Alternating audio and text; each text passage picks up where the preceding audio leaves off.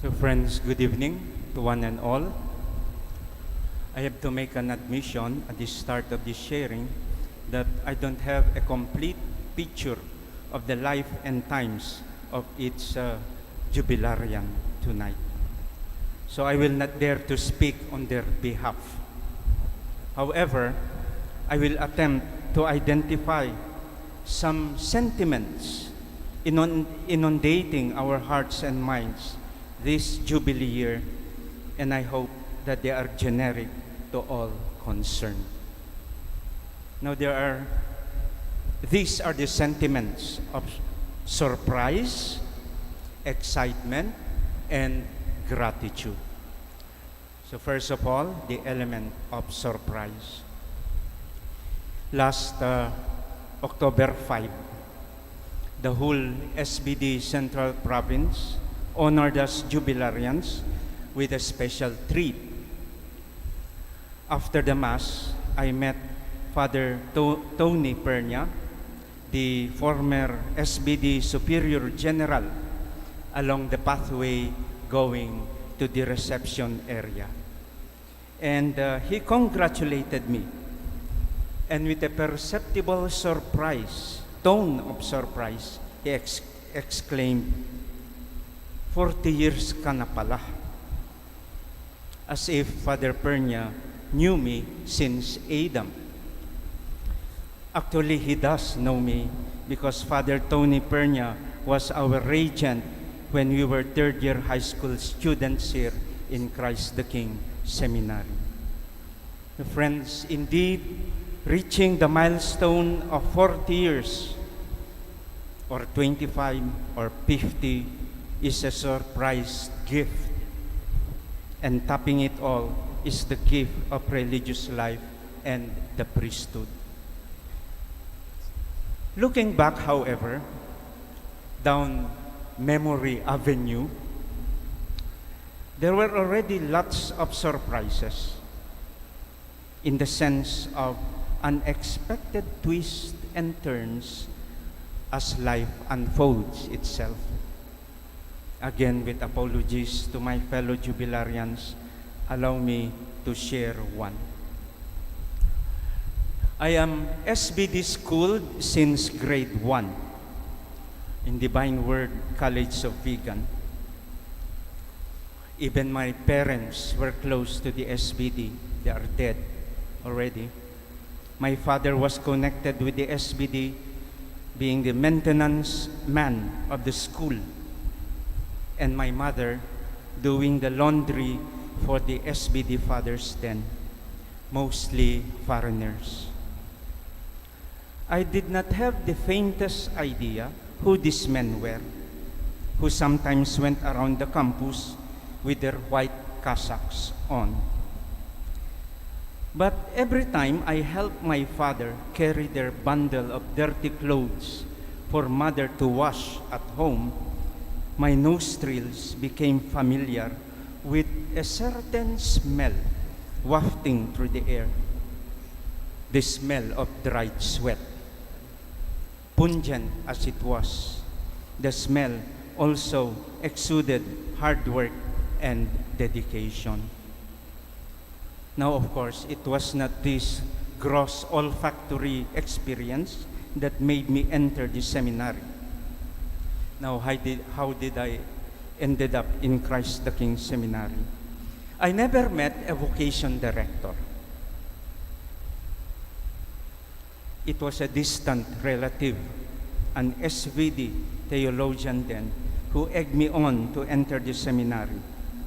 He facilitated the entrance examinations, after which he told me what to bring, pack my bags, and travel to Manila with my father in June of 1969. And that was it. Arriving at Christ the King, to my consternation and my father's, I was not in the official list of newcomers, of first-year high school students.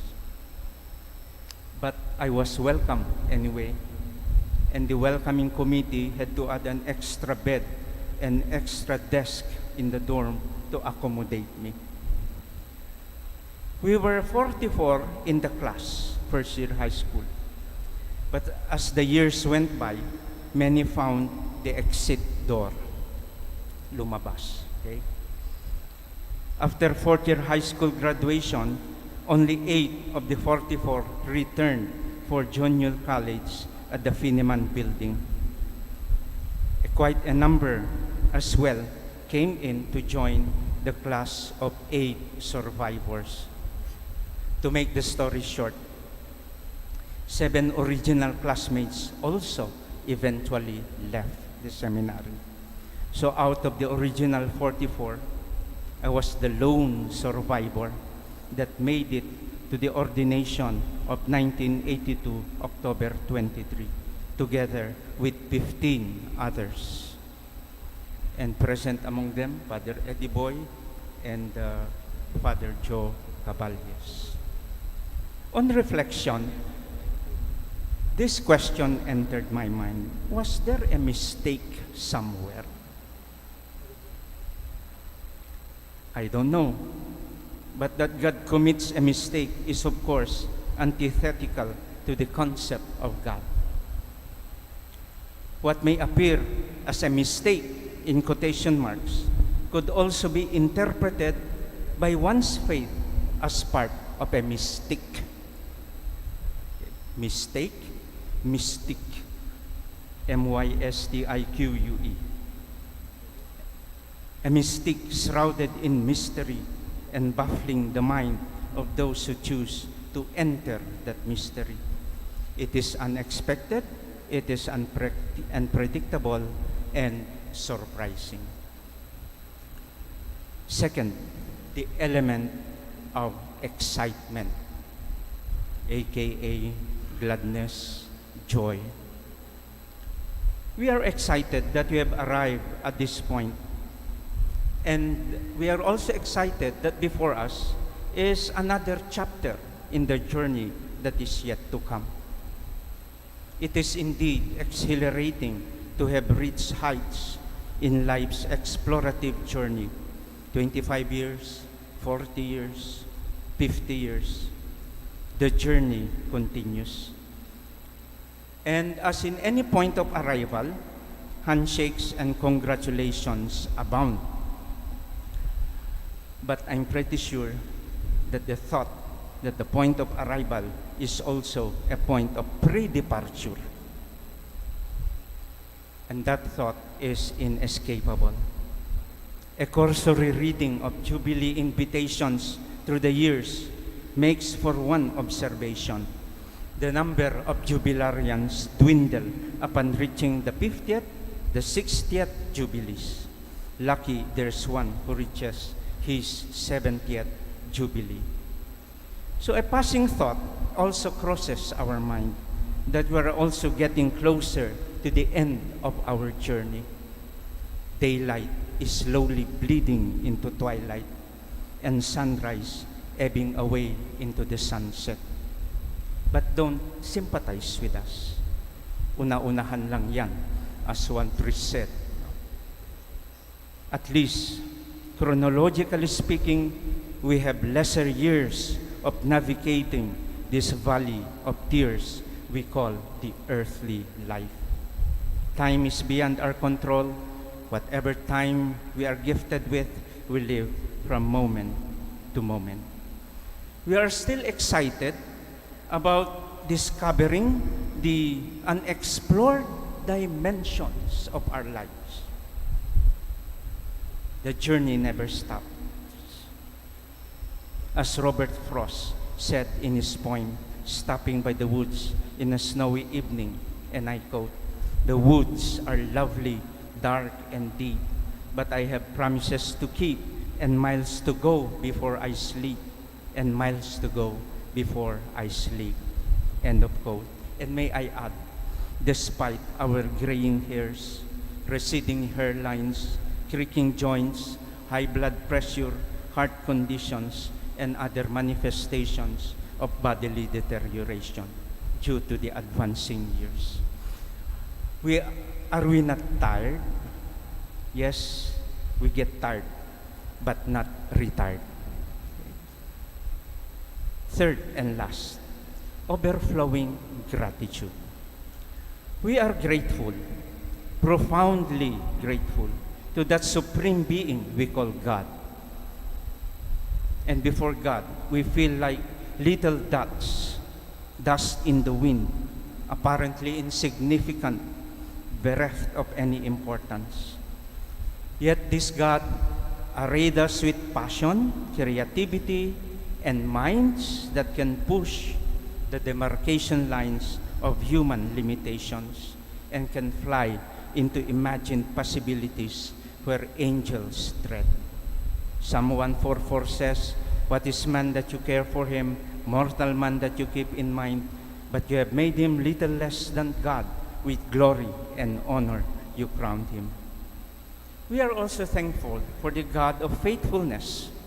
St. Paul, in his second letter to Timothy, chapter 9, verse 13, exclaims that God remains faithful, for he cannot deny himself. He is constantly faithful despite our storied tendencies of unfaithfulness. He himself stated in the gospel this evening, "I don't call you slaves any longer, but friends, if you do what I command you." In today's social media terms, as friends, we can block him, but he cannot block us. God cannot unfollow us, even if we unfollow him. We are grateful to the Society of the Divine Word.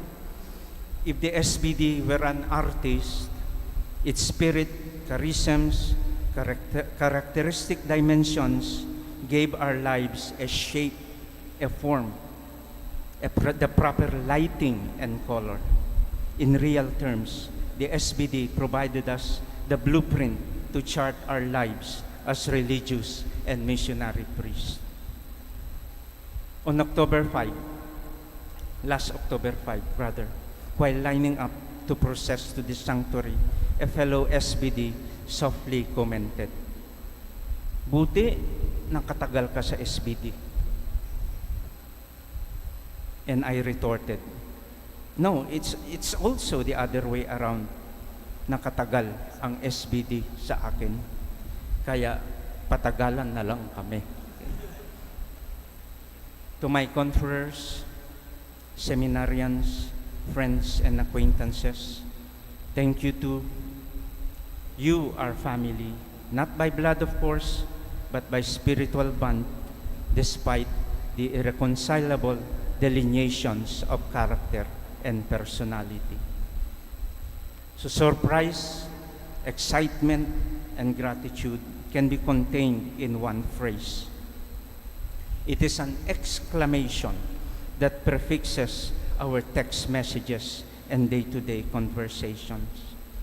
That expression is OMG. It's all we can say tonight. OMG. Oh my God. And this expression interweaves all these beautiful and rich sentiments overwhelming us. Oh my God, this homily too is getting long. I wish to end at this point, but not wishing for the surprise, the joy and the excitement, the gratitude to end, but to keep them pulsating in our hearts forever.